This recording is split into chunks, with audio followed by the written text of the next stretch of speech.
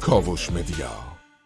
The U.S. is pretty isolated at the UN, especially on Middle East issues, where there's almost no sympathy for the positions we've taken.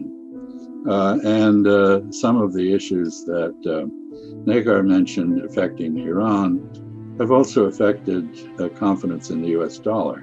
So many countries deeply resent the use of dollar sovereignty to impose American regulation on their banks and impose American policies on their governments. It's also true that the U.S. has changed. We've just exited the most bizarre presidency in our history. It was not going too far to say that the American people are not only polarized, but demoralized. We don't have a great deal of confidence. We are divided. Half of the public doesn't regard or perhaps a third, somewhere between a third and a half of our public doesn't accept the legitimacy of the Biden administration.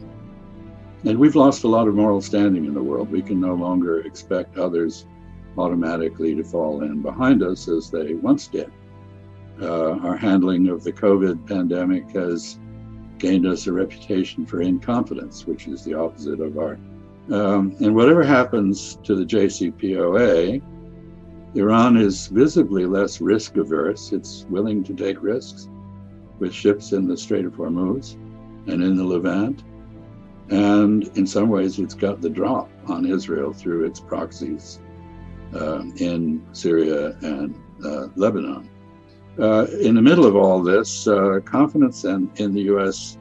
Navy's traditional role in preserving freedom of navigation in the Persian Gulf is in question, in doubt.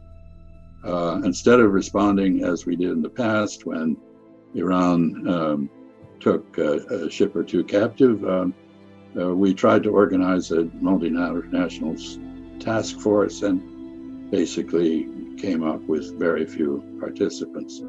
It's reassuring that the Albanian Navy is part of our coalition, I guess. The Gulf Cooperation Council, which never amounted to a great deal, if we're honest, is a bit like Humpty Dumpty. It's fallen off the wall. Not clear that it can really be put back together. I note that the famous reconciliation between the UAE, Saudi Arabia, and Qatar has been followed by what appears to be a Qatari campaign to replace Saudi Arabia as the principal American ally in the Gulf. So clearly, this sort of reconciliation is a bit superficial. And meanwhile, as we prepare to re-enter the JCPOA, Israel is threatening to attack Iran if that happens. The chief of staff of the IDF the other day was quite open about that, to the point where he's received criticism by other Israelis.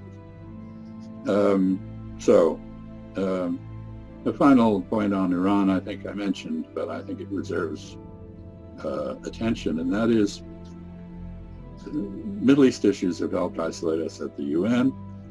The use of the dollar as a mechanism for supporting unilateral sanctions has greatly undermined its future internationally.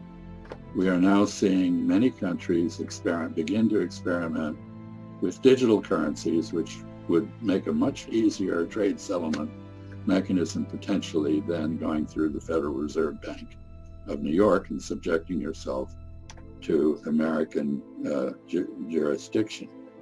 Iran is quite competent at drone production, and we've seen the use of drones of Iranian design, at least, against the facilities of Saudi Aramco with pinpoint precision.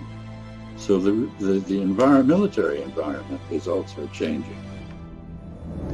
آنچه در مورد ما میگویند